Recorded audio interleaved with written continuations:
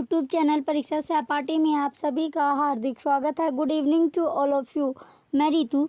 चलिए, ये हम जो अपनी तैयारी कर रहे हैं यूजीसी नेट लाइब्रेरी साइंस की हम क्लास कर रहे हैं। आपको एक एक क्वेश्चन आपको करवाया जा रहा है। चलिए, कल आपको क्लास नहीं मिली थी, उसके लिए सॉरी। चलिए, अब जो आपकी क्लास है वो कंटिन्यू आपकी क्लास रहेगी, कल के लिए सॉरी। अब हम जो अपनी तैयारी कर रहे हैं उसे कंटिन्यू करते हैं। चलिए, अब नेक्स्ट जो आपका आज का क्वेश्चन है, क्वेश्चनों की ओर चलते हैं। चलिए, आज का जो हमारा क्वेश्चन है, question number first. Question first में आपका दिया गया है, library is the heart of university. This was stated by. पुस्तकालय विश्वविद्यालय का हृदय है। यह कथन किसका है? तो बताइए, जो पुस्तकालय विश्वविद्यालय का क्या है? हृदय है, हार्ट है। तो जो ये स्टेटमेंट थी ये किसने दी है? तो स्टेटमेंट आपसे पूछी गई है, स्टेटमेंट किसकी है? तो आपको बताना है जो स्टेटमेंट है ये कि पुस्तकालय विश्वविद्यालय का हृदय है। Library is the heart of university. तो ये किसने कहा था? ये स्टेटमेंट किसने दी है? चलिए, अब एक एक करके इसमें ऑप्शन हम देखेंगे। ऑप्शन फर्स्ट आपका दिया गया, ऑप्शन ए है आपका Ranganathan review committee, Ranganathan review committee. Option B Kothari commission. Option C Sinha committee. Option D Radha Krishnan commission. तो बताइए, जो ये स्टेटमेंट है, ये कथन है, ये स्टेटमेंट किसने दिया है कि जो लाइब्रेरी है वो पुस्तकालय का हृदय है, यानी पुस्तकालय जो है यूनिवर्सिटी का हृदय है, हार्ट है। तो ये स्टेटमेंट आपको बतानी थी किसकी है। तो ये स्टेटमेंट आपकी ना तो रंगनाथन रिव्यू कमेटी की है, ना ही आपकी कोठारी कमीशन की, सिन्हा कमेटी की भी नहीं है। तो ये किसकी बचती है? ये आपकी है राधा कृष्णन कमीशन की। तो राधा कृष्णन कमीशन के अनुसार जो है, according to Radha Krishnan commission, according to Radha Krishnan commission, library is the heart of university. Library is the heart of university. तो ये कथन दिया था राधा कृष्णन कमीशन ने कि जो लाइब्रेरी है, पुस्तकालय है, वो यूनिवर्सिटी का हृदय है, हार्ट है। चलिए, क्वेश्चन फर्स्ट का ऑप्शन डी राइट आंसर है। नेक्स्ट, ये क्वेश्चन आपका इंपॉर्टेंट है, क्वेश्चन नंबर फर्स्ट। चलिए, नेक्स्ट अब आपका क्वेश्चन है question number second. Next question आपका दिया गया, question number second, developing of understanding strengthening of democratic spirit is primarily the guiding principle of a. लोकतांत्रिक भावना को मजबूत करने और समझ को विकसित करने का मुख्य रूप से मार्गदर्शक सिद्धांत है। तो बताइए, जो मुख्य रूप से क्या है मार्गदर्शक जो सिद्धांत है वो कौन सा है? ऑप्शन ए पब्लिक लाइब्रेरी, सार्वजनिक पुस्तकालय। ऑप्शन बी यूनिवर्सिटी लाइब्रेरी, विश्वविद्यालय पुस्तकालय। ऑप्शन सी स्कूल लाइब्रेरी, विद्यालय पुस्तकालय। ऑप्शन डी नेशनल लाइब्रेरी, राष्ट्रीय पुस्तकालय। तो लोकतांत्रिक जो भावना को मजबूत करने और जो समझ को डेवलप करता है, विकसित करने का जो मेन जो एम है, यानी जो मार्गदर्शक सिद्धांत है, गाइडिंग प्रिंसिपल है, वो कौन सा है? ये आपको बताना है। पहला आपका है पब्लिक लाइब्रेरी, सार्वजनिक पुस्तकालय। दूसरा यूनिवर्सिटी लाइब्रेरी। तीसरा स्कूल लाइब्रेरी। चौथा नेशनल लाइब्रेरी। तो राइट आंसर क्या होगा इसका राइट आंसर आपका है ना तो आपका यूनिवर्सिटी जो पब्लिक लाइब्रेरी यानी सार्वजनिक जो लाइब्रेरी है या ग्रंथालय है, ये आपका है। तो इसका ये जो पब्लिक लाइब्रेरी होती है, ये डायरेक्टली क्या, ये जनता, इसका जो सीधा कॉन्टैक्ट आपका होता है पब्लिक यानी जनता से आपका होता है। किससे? जनता से इसका संबंध होता है। किससे संबंध होता है? जनता से संबंध होगा, जनता से आपका संबंध होता है। और नेक्स्ट आपका यूनिवर्सिटी जो लाइब्रेरी दी गई है, इसमें जो बच्चे इसमें आपका यूनिवर्सिटी लाइब्रेरी विश्वविद्यालय पुस्तकालय आपका गलत है, स्कूल लाइब्रेरी भी नहीं होगा आपका और नेशनल लाइब्रेरी भी आपका नहीं है। तो राइट आंसर जो इसका है आपका ऑप्शन ए पब्लिक लाइब्रेरी, सार्वजनिक पुस्तकालय, जिसका जो सीधा डायरेक्ट जो आपका संबंध रहता है, सीधा जो संबंध होता है जनता से होता है। तो इसका जो लक्ष्य होता है वो भी किसके, जनता के आधार पर निश्चित होता है। जनमत जो होता है उसके अकॉर्डिंग यानी उसके बेस पर क्या ये निश्चित आपका होता है। तो इसमें जो आपका है सार्वजनिक जो पुस्तकालय के कुछ उद्देश्य आपको बताते हैं। चलिए मेन जो उद्देश्य है वो आपको बताते हैं। पहला क्या है आपका, चलिए अब इसका फर्स्ट आपका ऑप्शन है क्या आपका राइट आंसर है। नेक्स्ट अब इसमें जो आपके पहला जो आपका है समाज के जो सोसाइटी है या समाज होता है उसके सभी वर्गों में, समाज के सभी जितने भी सेक्शन होते हैं, जितने भी वर्ग आपके हैं, तो वर्गों के जो व्यक्ति होते हैं, समाज के सभी वर्गों के व्यक्ति क्या पब्लिक लाइब्रेरी में क्या होते हैं, अपनी जो शिक्षा है वो प्राप्त कर सकते हैं। यानी जो समाज है यानी सोसाइटी के जितने भी कास्ट होते हैं, इसमें जो पब्लिक लाइब्रेरी है कोई भी कास्ट का क्या नहीं होता, कास्ट या जेंडर इसमें इशू क्रिएट नहीं करता। यानी जो कोई भी आपका समाज का सोसाइटी का कोई भी लोग इसमें आके पढ़ सकता है। फिर आपका दूसरा है समाज के जितने भी वर्ग के व्यक्ति होते हैं वो विषय, जितने भी विषय कोई सा भी उन्हें विषय पढ़ना है तो उस क्षेत्र में अध्ययन प्राप्त करना, सूचना उन्हें लेनी है तो वो प्रदान कर सकते हैं। तो सभी वर्ग के जो लोग होते हैं, सभी वर्ग आजीवन क्या कर सकते हैं, आजीवन सर्व शिक्षा जो आपकी सर्व शिक्षा इसमें प्राप्त करने में क्या है आपके सक्षम है, प्राप्त करने में सहायता उन्हें होती है। दूसरा जो पॉइंट है आपका पहला पॉइंट होगा, दूसरा पॉइंट इसमें है समाज के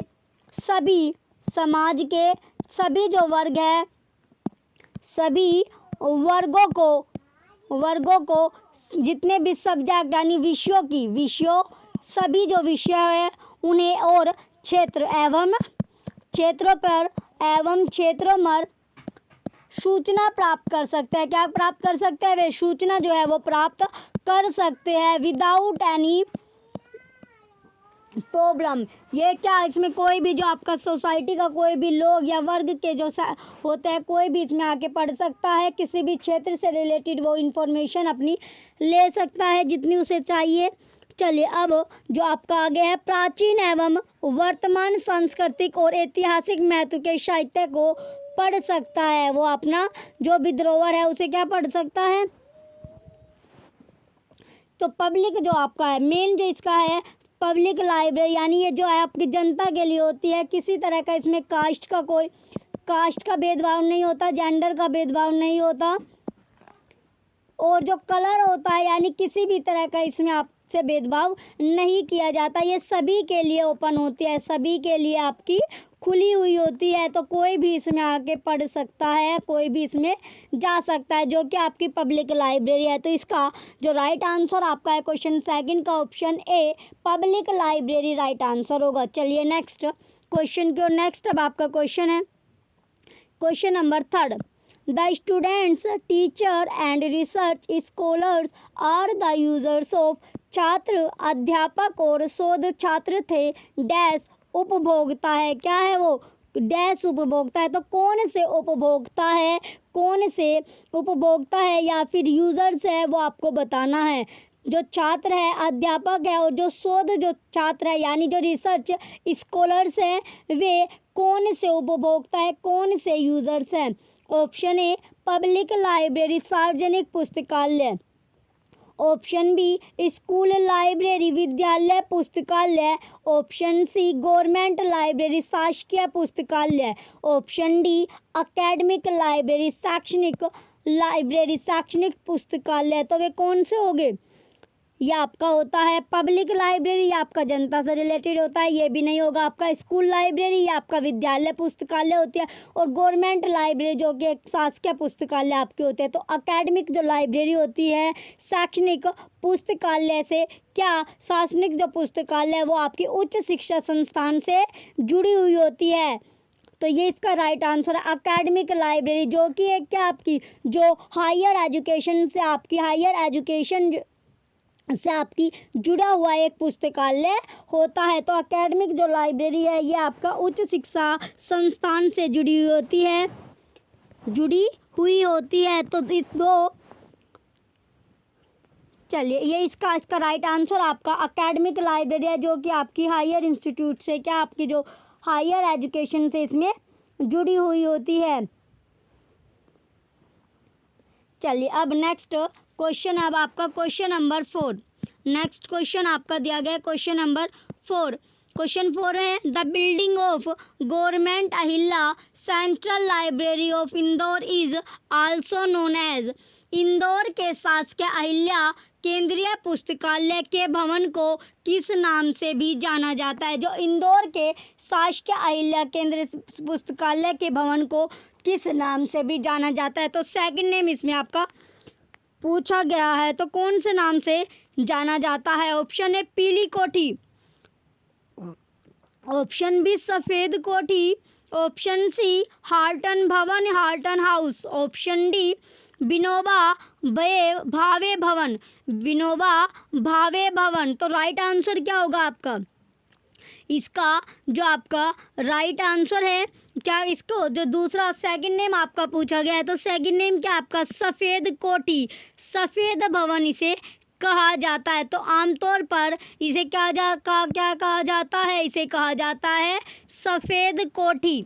जो इंदौर के शासकीय अहिल्या केंद्रीय पुस्तकालय है इसके भवन को क्या कहा जाता है, अहिल्या पुस्तकालय आपका कहा जाता है। इंदौर का ये आपका सार्वजनिक यानी इंदौर का क्या है, ये आपका जो ये अहिल्या आपका पुस्तकालय ये इंदौर का सार्वजनिक पुस्तकालय यानी ये पब्लिक के लिए आपका क्या है, सार्वजनिक पुस्तकालय है, जनता के लिए है। किसके लिए, जनता के लिए।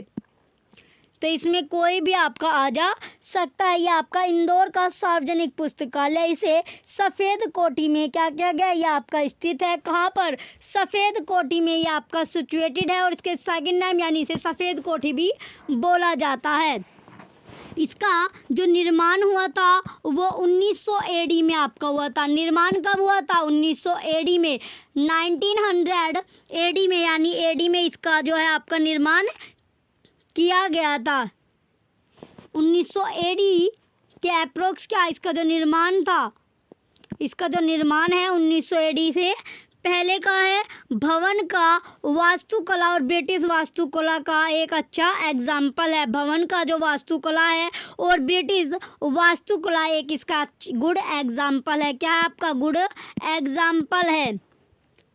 इसका जो उद्घाटन किया गया था, उद्घाटन कब किया गया था, सफ़ेद कोठी का जो उद्घाटन था वो कब किया गया है, उद्घाटन इसका किया गया है 1961 में, 1961 में इसका उद्घाटन हुआ था। तो इसका जो उद्घाटन हुआ है वो कब किया गया है, 1961 में इसका उद्घाटन किया गया। 1900 से पहले इसका निर्माण हो चुका है। तो 1900 AD से पहले जो आपकी सफ़ेद कोठी है या इंदौर का जो आपका अहिल्या केंद्रीय पुस्तकालय है इसका जो निर्माण है वो 1900 AD से पहले किया गया था। ये आपकी एक तरह से जनता के लिए यानी सार्वजनिक पुस्तकालय आपका है।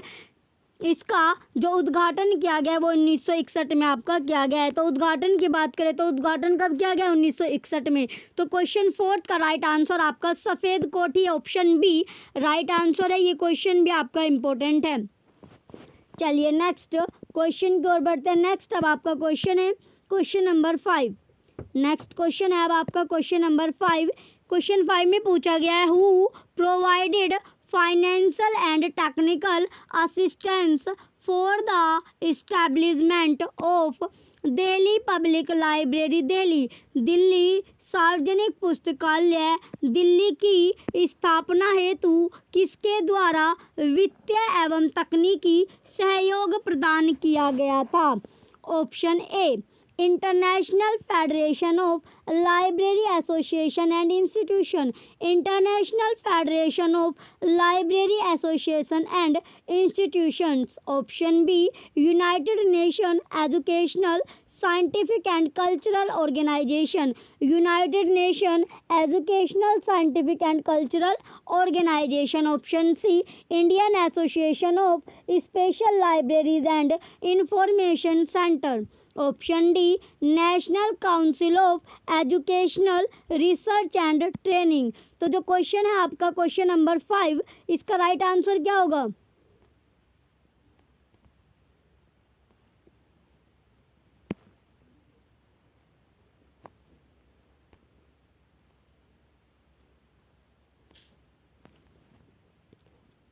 चलिए क्वेश्चन जो 5 है, क्वेश्चन 5 का राइट आंसर क्या है? क्वेश्चन 5 का राइट आंसर आपका होगा united nation educational scientific and cultural organization. Question 5 का ऑप्शन बी राइट आंसर आपका है। राइट आंसर इसका है। तो जो आपका प्रोजेक्ट है प्रदान किया गया था, तो ये क्या है? जो दिल्ली आपका है, दिल्ली सार्वजनिक पुस्तकालय को क्या क्या जो यूनेस्को के पायलट प्रोजेक्ट के रूप में जो पूरे भारत में और दक्षिण पूर्व एशिया के अन्य देशों में व्यक्त और मौलिक शिक्षा में सार्वजनिक पुस्तकालय सेवाओं के विकास के लिए क्या किया गया था? ये शुरू किया गया था। तो कैसे जो दिल्ली सार्वजनिक पुस्तकालय को, दिल्ली सार्वजनिक जो पुस्तकालय है, इसे जो तैयार किया गया था यूनेस्को के पायलट, यूनेस्को के पायलट प्रोजेक्ट के रूप में क्या किया गया था? पूरे भारत में और जो आपका दक्षिण पूर्व एशिया के जो अन्य देश है उसमें, और मौलिक शिक्षा में यह एक तरह से आपका सार्वजनिक लाइब्रेरी सर्विस के रूप में यह आपका डेवलप किया गया था। तो शुरुआत की गई थी इसकी पब्लिक जो आपका लाइब्रेरी सर्विस के डेवलप के लिए आपका स्टार्ट किया गया था। जो आपका डी.आर. कालिया है, ये दिल्ली सार्वजनिक पुस्तकालय के पहले निदेशक थे। कौन थे? इन्हें चुना गया था जो आपके थे डी.आर. कालिया। डी.आर. कालिया कौन? जो डी.आर. कालिया थे, इम्पोर्टेंट है ये आपके डी.आर. कालिया, ये थे आपके डी.आर. कालिया, जिन्हें दिल्ली सार्वजनिक पुस्तकालय के पहले निदेशक के रूप में चुने गए थे। किसके रूप में? निदेशक के रूप में ये चुने गए थे। तो ये आपके पहले निदेशक है। कौन है? डी.आर. कालिया। ये आपका इंपॉर्टेंट क्वेश्चन है। क्वेश्चन नंबर 5 का राइट आंसर आपका ऑप्शन बी है। ऑप्शन बी क्या था? आपका राइट आंसर था। चलिए अब नेक्स्ट क्वेश्चन की ओर बढ़ेंगे। नेक्स्ट अब आपका क्वेश्चन है क्वेश्चन नंबर 6। क्वेश्चन नंबर 6 अब आपका दिया गया है, which university started first post graduate course in library science in India. Bharat में सर्वप्रथम पुस्तकालय विज्ञान में स्नातकोत्तर पाठ्यक्रम किस विश्वविद्यालय द्वारा शुरू किया गया? Option A, university of Rajasthan, Rajasthan विश्वविद्यालय। Option B, Banaras Hindu university, Banaras Hindu विश्वविद्यालय। Option C, university of Delhi, Delhi विश्वविद्यालय, दिल्ली विश्वविद्यालय। ऑप्शन डी अब आपका यूनिवर्सिटी ऑफ मद्रास, मद्रास विश्वविद्यालय। तो राइट आंसर क्या होगा? राइट आंसर आपसे पूछा गया जो राजस्थान विश्वविद्यालय, ये भी आपका गलत है। फिर सेकंड आपका बनारस हिंदू विश्वविद्यालय। तो पहला क्या आपका, जहाँ पर विज्ञान में जो आपकी ग्रेजुएशन पोस्ट ग्रेजुएशन कोर्स आपका आया था लाइब्रेरी साइंस में, वो आपका आया है यूनिवर्सिटी ऑफ दिल्ली में। ये क्वेश्चन आपका बार बार आपका रिपीट हो रहा है। इंपॉर्टेंट आपका क्वेश्चन है क्वेश्चन नंबर 6, ना ही आपका मद्रास विश्वविद्यालय है। तो इसका राइट आंसर आपका दिल्ली विश्वविद्यालय है, जिसमें सबसे पहले department of library and science की स्टार्टिंग आपकी की गई थी। कब की गई थी? 1946 में, 1940 में इसकी जो स्टार्टिंग थी वो की गई है। स्टार्टिंग आपकी की गई है 1940 में, जो फैकल्टी ऑफ आर्ट के अंतर्गत की गई थी। कौन सी फैकल्टी के अंतर्गत? फैकल्टी ऑफ आर्ट के अंतर्गत इसकी स्टार्टिंग की गई थी 1946 में, 1940 में, 1940 में इसकी की गई थी। और जो सर्वप्रथम आपका लाइब्रेरी साइंस में आपका सबसे पहले, या सर्वप्रथम आप बोल सकते हो लाइब्रेरी साइंस में, सर्वप्रथम लाइब्रेरी साइंस में एमलिस, जो आपका एमलिस होता है, एमलिस, यह आपकी दिल्ली विश्वविद्यालय में आया था। ये भी कहाँ आपका? दिल्ली यूनिवर्सिटी ऑफ दिल्ली में ये आपका आया था। यह आपका आया था 1949 में, 1949 में आपका आया है। कब आया है? 1949 में, 1949 में। और जो आपकी पीएचडी की जो डिग्री की जो स्टार्टिंग थी, पीएचडी किसकी? जो पीएचडी डिग्री की स्टार्टिंग है, पीएचडी डिग्री की स्टार्टिंग भी आपकी दिल्ली यूनिवर्सिटी, आपका जो दिल्ली विश्वविद्यालय में भी आपकी स्टार्टिंग की गई है। सबसे पहले इसका जो ईयर है 1951 है, 1951 में इसकी स्टार्टिंग हुई थी। और सबसे पहले जो आपकी है पीएचडी की जो उपाधि दी गई थी वो किसे दी गई थी? तो पीएचडी की जो उपाधि है वो 1957 में, 1957 में, 1957 में डॉक्टर बी कृष्णा राव को दी गई है। किसे? डॉक्टर बी कृष्ण राव को सबसे पहले इसकी उपाधि मिली है 1957 में।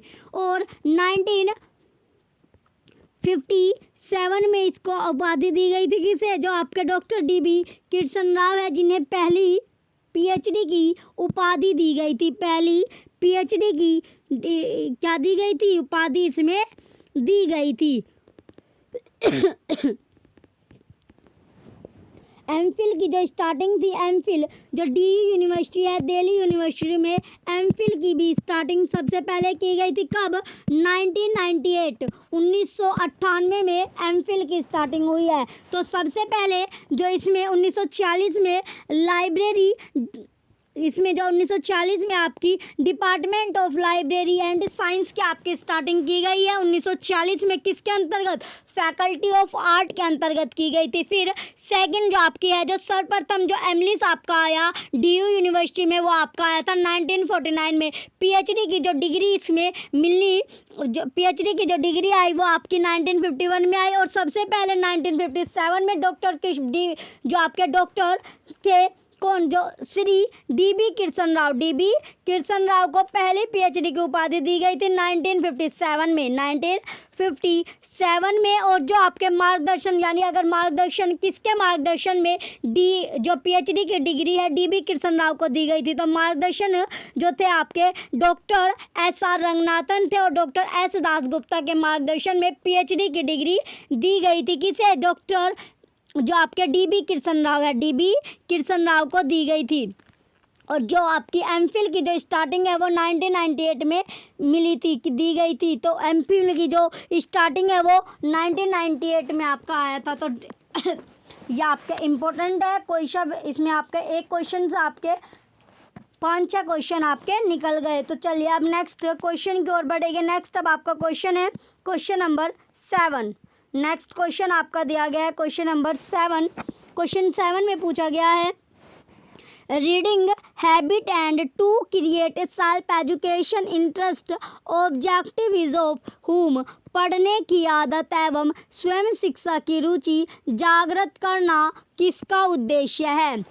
Option A school library and public library, विद्यालय पुस्तकालय एवं सार्वजनिक पुस्तकालय। Option B college library and medical library, महाविद्यालय पुस्तकालय एवं चिकित्सा पुस्तकालय। Option C university library and government library, विश्वविद्यालय पुस्तकालय एवं सहकारी पुस्तकालय। Option D technical library and special library, तकनीकी पुस्तकालय एवं विशिष्ट पुस्तकालय। तो राइट आंसर क्या होगा आपका? क्वेश्चन 7 का राइट आंसर क्या है? इसका राइट आंसर आपका school library and public library, विद्यालय पुस्तकालय और सार्वजनिक पुस्तकालय। जो पढ़ने की आदत और स्वयं शिक्षा की जो रुचि जागृत करना है वो कहाँ से? विद्यालय पुस्तकालय और सार्वजनिक पुस्तकालय का कार्य है। किसका उद्देश्य है या किसका कार्य होता है? ये आपका स्कूल की जो लाइब्रेरी होती है, जो विश्वविद्यालय की पुस्तकालय और जो पब्लिक लाइब्रेरी आपकी होती है, उसी का आपका कार्य होता है। तो क्वेश्चन 7 का राइट आंसर आपका ऑप्शन ए है। चलिए नेक्स्ट क्वेश्चन, अब आपका क्वेश्चन नंबर 8। क्वेश्चन 8 है college library comes under which category? महाविद्यालय पुस्तकालय किस श्रेणी में आते हैं? तो जो महाविद्यालय पुस्तकालय है वो कौन सी कैटेगरी में आएगा, कौन सी श्रेणी में आपका आते हैं? ऑप्शन ए पब्लिक लाइब्रेरी सार्वजनिक पुस्तकालय, ऑप्शन बी एकेडमिक लाइब्रेरीज शैक्षणिक पुस्तकालय, ऑप्शन सी नेशनल लाइब्रेरीज राष्ट्रीय पुस्तकालय, ऑप्शन डी स्पेशल लाइब्रेरीज विशिष्ट पुस्तकालय।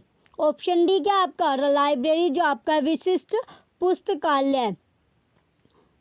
तो राइट आंसर क्या होगा आपका? क्वेश्चन 8 का राइट आंसर आपका है जो महाविद्यालय पुस्तकालय वो कौन सी श्रेणी में आपका आता है? तो वे जो आपका है ये कौन सी श्रेणी में आपका आएगा? ये आपका आएगा एकेडमिक लाइब्रेरी। जो पब्लिक लाइब्रेरी इसमें भी नहीं आएगा, नेशनल लाइब्रेरीज जो राष्ट्रीय आपकी पुस्तकालय उसके अंतर्गत भी नहीं आएगा, और विशिष्ट पुस्तकालय में भी आपका नहीं आएगा। तो ये आपका आता है एकेडमिक लाइब्रेरी शैक्षणिक पुस्तकालय में आपका आएगा। एकेडमिक लाइब्रेरीज क्या आपकी उच्च शिक्षा से यानी उच्च शिक्षा संस्थान से आपका जुड़ा हुआ होता है। किससे? उच्च शिक्षा संस्थान से संबंधित होता है।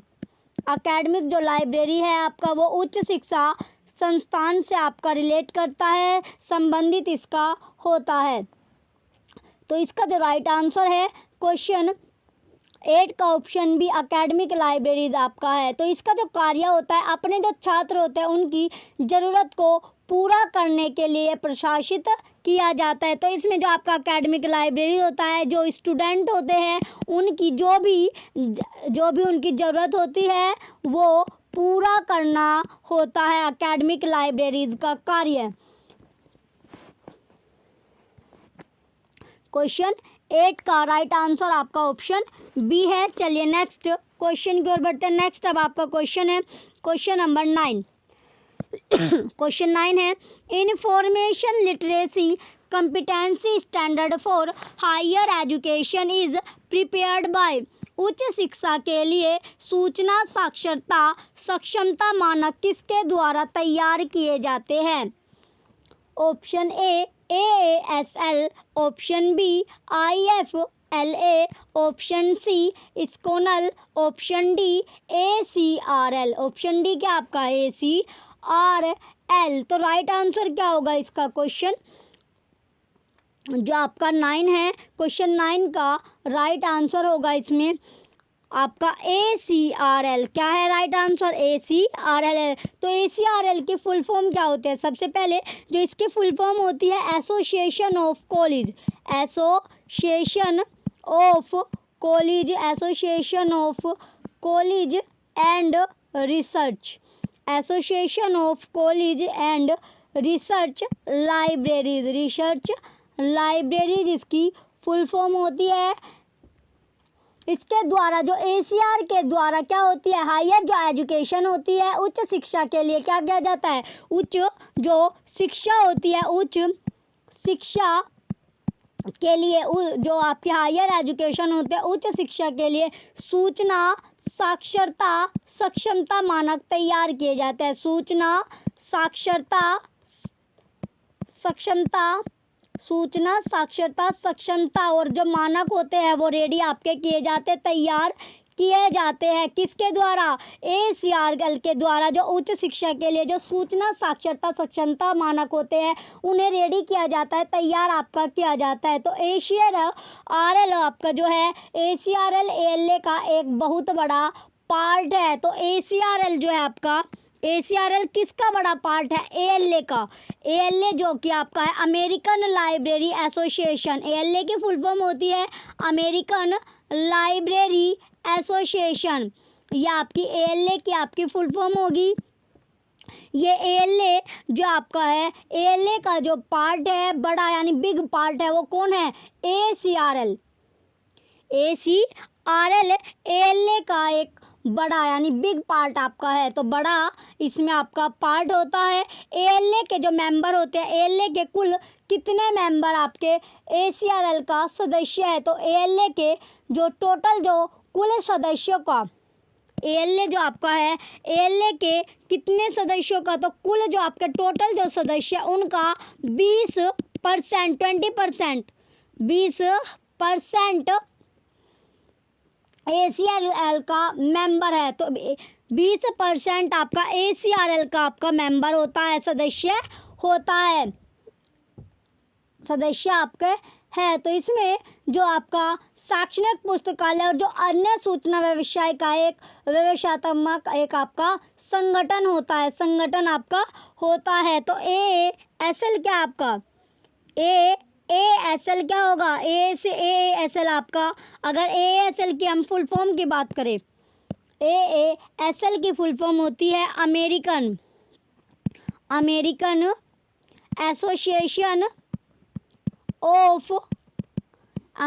Association of school libraries.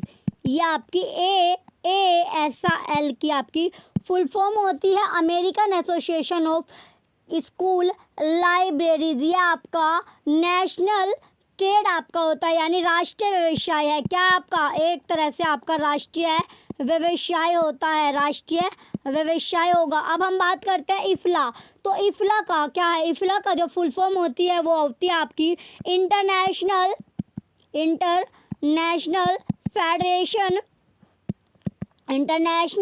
Federation of library, international federation of library association and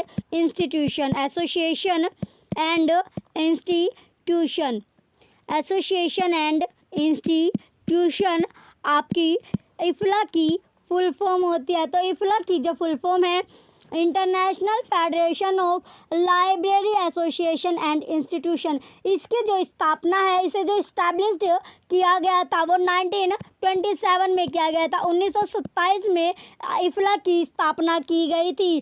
कहाँ पर? एडिनबर्ग में। कहाँ पर जो स्थापना की गई थी वो की गई थी एडिनबर्ग में। IFLA की स्थापना की गई थी। IFLA की अगर इस्टेब्लिशमेंट पूछने लगे कहाँ पर किया गया है, तो ये आपका 1927 में एडिनबर्ग में आपका किया गया है। इसका जो हेडक्वार्टर है, मुख्यालय जो इसका है, तो हेडक्वार्टर या मुख्यालय जो है आपका हैग में है। द हैग में इसका आपका मुख्यालय। कहाँ पर? द हैग में मुख्यालय है किसका? IFLA का। IFLA का मुख्यालय आपका द हैग में है। चलिए अब नेक्स्ट आपका है स्कोनल। ये आपका आगे हमें लास्ट आपका जो बचता है स्कोनल। स्कोनल की फुल फॉर्म क्या होती है? स्कोनल की फुल फॉर्म है सोसाइटी, या हम स्कोनल की बात कर रहे हैं। स्कोनल की फुल फॉर्म होती है society of college national and university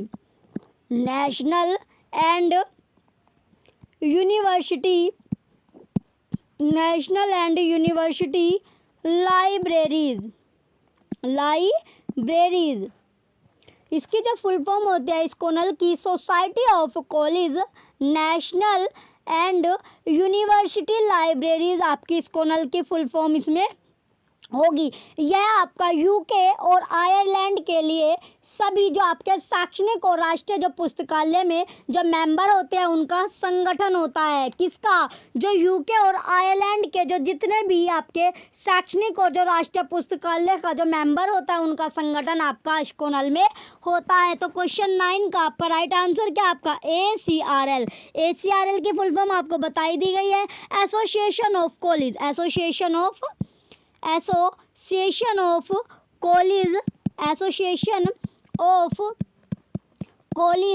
and research